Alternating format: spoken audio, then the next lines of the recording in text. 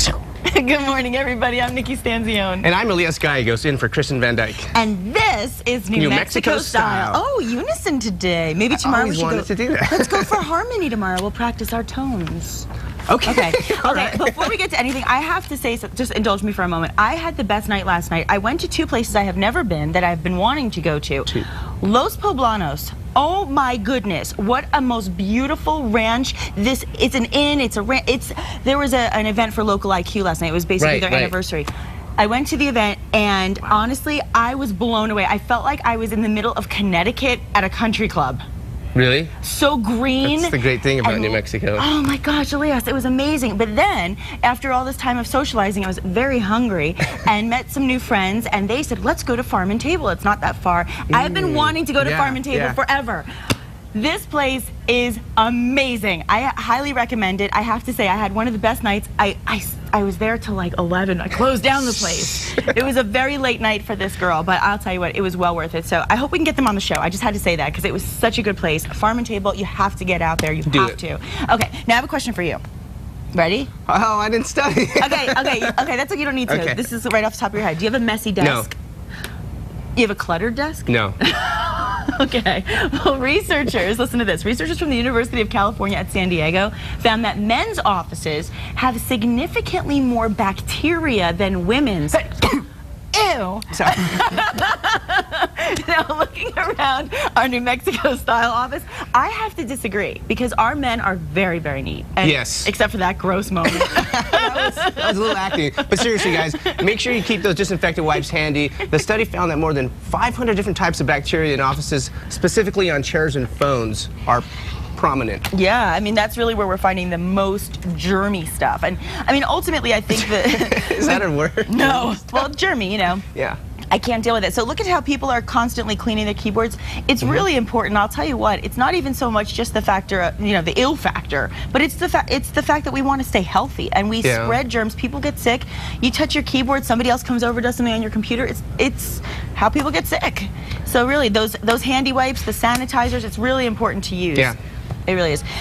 I personally keep my desk neat, but not as neat as I want because I think I get overwhelmed with stuff and then I just kind of pile it up. Do you think Matt Mauro keeps a clean desk? I would bet he does. I think we should check in. Check in with him? Let's ask him. Our KRQE News 13 anchor Matt Mauro has the answer. Matt Mauro, do you have a neat desk? I try to keep it very neat. I'm a germaphobe, so there's not enough hand sanitizer in the world to go around in the mornings. Good to know. I can relate. I like that about you.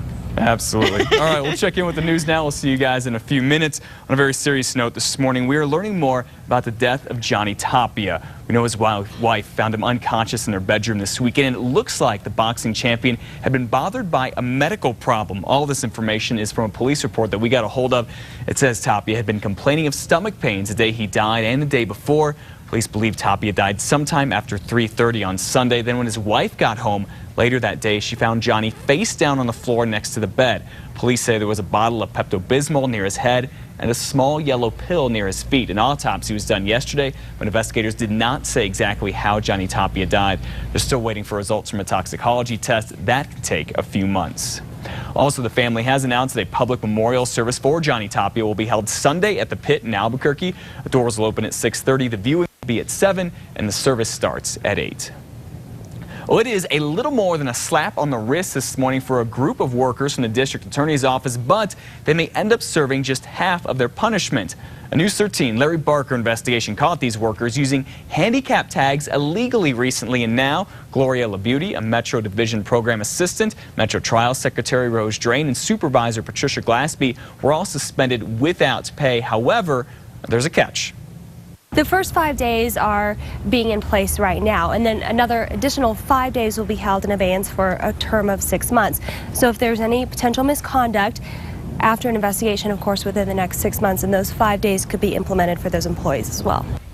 So what that basically means is they only have to serve half of their suspension if they stay out of trouble for the next 6 months. District Attorney Anthony Griego here, whom already had one strike against him for being part of a rowdy group at a bowling alley, resigned over his part in the handicap hijinks. And then we go to David Chavez. He's right here. He was not disciplined, and the DA's office will not say why. They won't tell us, blaming it on employment laws.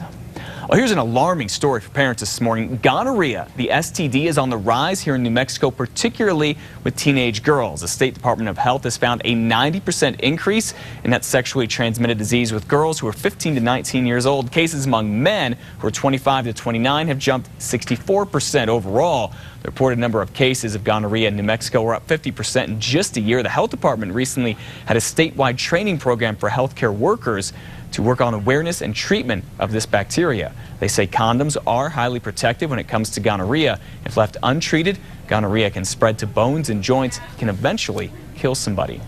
Right now, the largest fire in New Mexico's history shows no signs of slowing down, and this just in this morning we have learned firefighters do have it 5% contained, better than the 0% they had earlier today.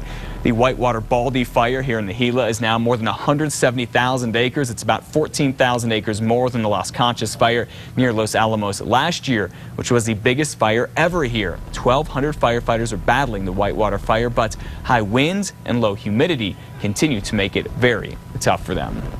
Well, he is loved by just about everyone. An 11-year-old Australian cattle dog named Blue is at the center of a red-hot debate this morning. Should he or shouldn't he be allowed to live as he always has, off of a leash?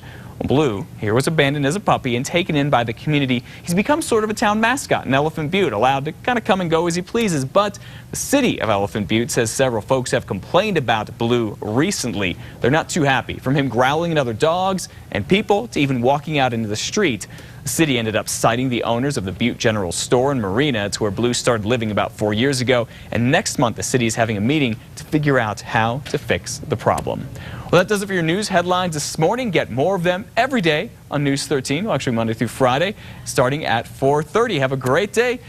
Elias and Nikki, I'll send it back over to you. Thanks, Matt. Thank you, Matt. Have a great day. I have to tell you, listening back to those stories, that STD story is very, very disturbing to me. But what's even more disturbing about it is that it's so prevalent in teen girls and 20-something men. So at the same time that we're seeing this study and we're seeing, you know, where it's happening, 20-something men, teen girls, what does that mean? Well, not good things. Yeah. Doesn't that bother you? It bothers me. It's disturbing. It is. Yeah, so, you know, I think parents can have a really important influence on their teenage women. I agree. Teenage girls. I think that, I mean, I know my parents, and I think that, and I always say this, like the key to being a good parent, just like the key to being a good boss, is, you know, you don't want to instill fear in your child when you teach them things. But what you want to do is you want to instill values that they don't want to let you down, they don't want to disappoint you. And create an environment that's safe to talk. And then they won't do the things that, you know, could create some problems even in their health. So anyway, that's that with that story. But okay, that's how I feel about that. I gotta say so. Well, I guess on a lighter side, do you fish? Do I go fishing? Yeah. The only time I ever went fishing was in Alaska, and I caught dinner, a salmon. It was the only time I ever fished in my whole life, and it was in Alaska. Can you imagine? This may be the weekend for you to try fishing here in New Mexico. Okay. Because this weekend you can fish in lakes and streams across the state without a license. Oh, nice. Okay, yeah, that's because on Saturday, June 2nd, it is National Fishing Day, and so the State Game Commission is allowing free fishing on state public waters. Now, the Department of Game and Fish and will also, I think they're also going to have free fishing clinics all around the state. So it's not just in one particular area, it's the whole state, right? Nice. But be sure to get go this weekend to pick up, because next weekend you'll have to be sure to pick up your fishing license because Game and Fish will hunt you down and give you a ticket. I don't want the fish patrol after me. Okay, I have a question for you. You asked me if I fish. I have a question for you now. Okay, we know you don't have a messy desk. Here's another one. Are you a good speller? No. I'm a good drawer. Yeah, you are a good drawer, but you're not a good speller, really? Aww. Well, I can spell the and and that's good stuff right there. I'm good at, give me any I can spell. E-Y-E or just a plain old. Or what about A? What about like the fonts? A? Like, or like Elias. Is that right? No, I'm actually not a bad speller, but those kids on ESPN would definitely. I'm gonna brag. I'm a really good speller. I always want spelling bees, but here's the reason I'm bringing it up. Okay, a young man from New Mexico is actually one of the best spellers in the country. His name is Jacob Bailey Hunter, and he's from Edward Ortiz Middle School in Santa Fe. He went very far at the National Spelling Bee, but unfortunately, he's out of the running this morning. I know he's out now. Jacob correctly spelled Seder in the second round. It was actually solder. Good spelling. He correctly spelled and said the word solder in the first round, but reticent, he missed that in the third round. Congratulations to you, Jacob. However, we are so proud of you. Yes. Keep up the good work. Reticent. Reticent. Spell it. R-E-N. E-S-C-E-N-T. It's that S-C that probably got in the way. Okay, let's change the subject. I know how to spell potato. Oh boy, well that puts you above Dan Quayle. That's good to know. Okay, I'm going to change the subject for a minute because this is something that I love this story. We all need a little motivation to lose weight. I know I could speak for myself and say that. Would $4 million motivate you to push yourself away from the table? It would motivate me. I would just buy a really large table with $4 million. I couldn't get at it. You'd be like, $4 million, you can be my motivation. That is what Jessica Simpson is going to earn. Okay, she is the new spokesperson for Weight Watchers.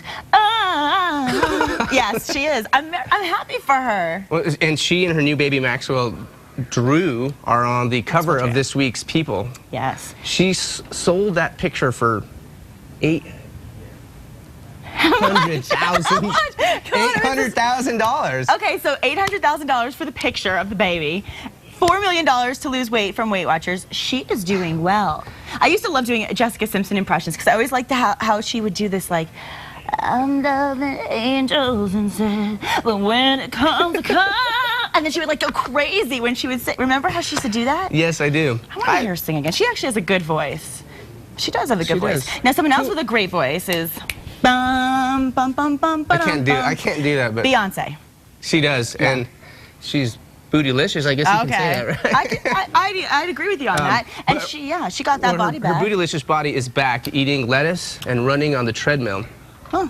Hey, whatever works. Good for her. Yeah, so she's not making $4 million to lose weight. She's just doing it on her own. I think Jay-Z is probably a good motivator. He's probably like, yeah, B, you got to lose the weight for the baby.